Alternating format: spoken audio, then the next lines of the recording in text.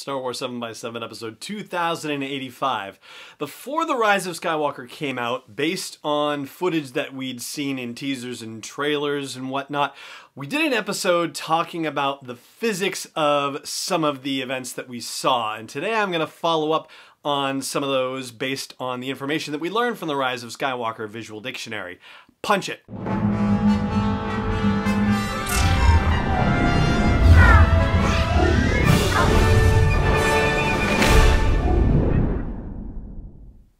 Hey Rebel Rouser, I'm Alan Voivod here with your daily dose of Star Wars joy. It's Star Wars 7x7. Thank you so much for joining me for this episode.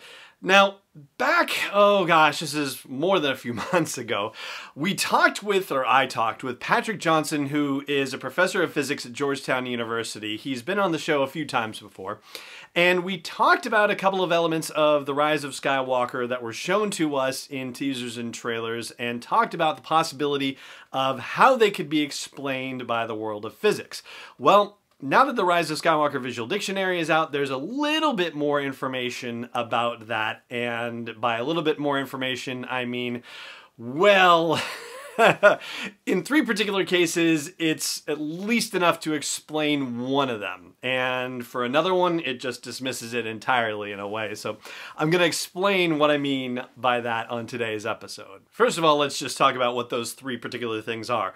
One of them has to do with the Death Star and the wreckage that fell onto Kefbir, the oceanic moon of Endor. How did the planet survive that wreckage falling? Okay, so that was question, well, not necessarily question number one, but that was one of the questions. That's the one we're going to answer first, though. Then there's also the question of what is the deal with that giant iceberg in space, and how is it possible for it to be existing like that? And then there's also the question of the orbaks, the giant horses that are running on top of the Star Destroyer that we see in the final battle of The Rise of Skywalker. So the most information we get is about the Death Star wreckage on Kefbir. And by the way, thank you very much to DK Publishing for sending me a copy of the Rise of Skywalker visual dictionary to look at and share with you. So we talked in a previous episode about the visual dictionary and about the fact that there are hyperspace anomalies near the Endor system, and that people coming in and out of hyperspace might end up near other systems nearby in the Modell sector. So this is actually part of the explanation, for all intents and purposes, of what happened with the Death Star at the time of the Battle of Endor and subsequently thereafter when it exploded. The visual dictionary says, decades ago the sky fell over Kefbir. The eruption of the Death Star's reactor core upturned local physics as titanic explosive energies were shunted into hyperspace. The result was that the populated moons of Endor were spared the worst of the debris fallout. No sentient beings on Kefbir's surface witnessed the Death Star's wreckage crash into the oceans, for the moon had no intelligent life forms. No scientists recorded the resulting impact or could explain what variables prevented such a catastrophic event from simply obliterating all life on the moon. It would be just one of the many mysteries the Death Star would take to its grave. In other words, I think this one has to fall squarely in the realm of suspension of disbelief. I mean, I don't think there's any other way to explain this situation. There is other information that does sound more logical and easier to believe without suspension, if you will.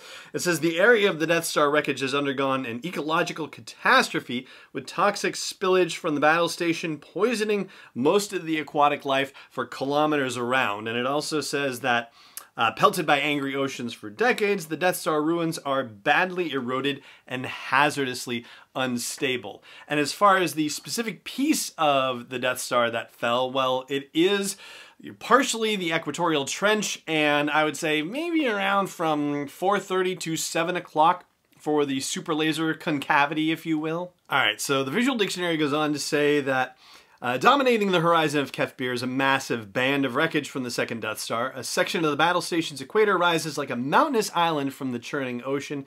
It is so large that it shapes the moon's weather, and a whole new ecosystem has been formed by the creatures that it has displaced.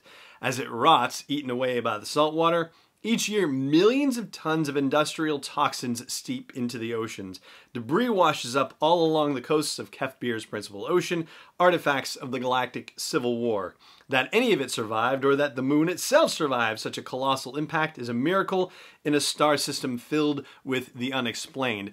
And as wreckage washes ashore, and also, from actual salvage operations too, the folks from Company 77, that's Jana and her other former First Order compatriots, they are salvaging equipment from the Death Star that can be used for survival purposes. Not everything is explained by the Death Star remnants' arrival, however, particularly these 120-foot waves that we see in the movie. This is not caused by anything to do with the Death Star. This is actually caused by the orbit of other moons within the Endor system. That activity is what churns the tides so tremendously on Kefbir. There is one other element to this that's shared in the visual dictionary that doesn't really line up with the final movie, and I have to presume that, maybe there's something that happened between when the visual dictionary was written and anything that might have happened with the production of the movie. And that has to do with the location of the Emperor's vault. So we see in the movie where Rey uses Ochi's dagger to, pull out that little thing and kind of measure where in the Death Star wreckage they might find the Wayfinder. Well, they're looking at the concavity of the Superlaser, but the Emperor's Wayfinder is in a room off the throne room, and there is a note in the visual dictionary. It says, a section of the station's northern pole has separated and fallen in front of the main structure of that giant piece of Death Star wreckage. And in a little sidebar box, it says, Rey's clues point her to the remains of the Emperor's throne room located in a demolished tower that once capped the Death Star's north pole. Here, the Emperor kept a vault for his captured Sith and Jedi relics. As Rey climbs her way through the debris and nears her objective, she feels the presence of the dark side, etc., etc., etc. So, yeah, it doesn't quite line up with the way that it's shown to us in the movie per se, but certainly logically it makes sense that that's where his Wayfinder would be stored. And that's that for our discussion of what happened with the Death Star, which is kind of a non-answer answer. As far as the Glacier and the orbaks, well, we have different results for those, and I'll share those with you after the break. Stay tuned. Hey Rebel Rouser, I've made some changes to the asteroid belt level at patreon.com/SW7X7, and they are all with sponsors in mind. So if you want to get the word out about your business, your product, your service to a dedicated Star Wars audience, then please check out patreon.com/SW7X7 and look for the asteroid belt level for details. Again, that's patreon.com/SW7X7. Welcome back. So those other two elements, we actually talked about one of them in a previous episode this week about the Sinta Glacier Colony. That whole giant iceberg thing is billions of years old, and it was gradually pulled into orbit around the star Sinta, and is now just orbiting the star, and that's it. And so there's nothing particularly remarkable about that after all, just that's what it is. It's the heart of a mega comet. And the other question was about those orbaks, the giant horse-like creatures running on the top of the Star Destroyer, or on, the outside of the Star Destroyer. One of the things that we didn't understand at the time was whether this was in atmosphere or up in space, and we now know from the movie that it's in atmosphere. One of the questions, of course, is, well, gee, why didn't the Star Destroyer just turn sideways and dump them all off? I like the idea personally of, magnetized horseshoes or something like that. That just kind of, amuses me with my headcanon or whatever. And I know there have also been questions about whether the surface of a Star Destroyer is flat or slanted to begin with, whatever the orientation was. I think this is another one of those situations where, plot is moving as fast as an orbak, if not faster, and let's just comparatively suspend, questions about that. I don't think that's a disbelief suspension. I think that's just a, whoa, they're running.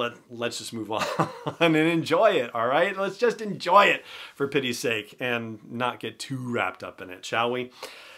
All right, there you go. That's the situation with physics questions that we posed to Patrick Johnson of Georgetown University prior to the release of the Rise of Skywalker, and this is what we've learned about them, or not learned about them as the case may be, as a result of the visual dictionary. And again, thank you to DK Publishing for a tremendously awesome visual dictionary, for producing it, and also for gifting me a copy as well to share with you.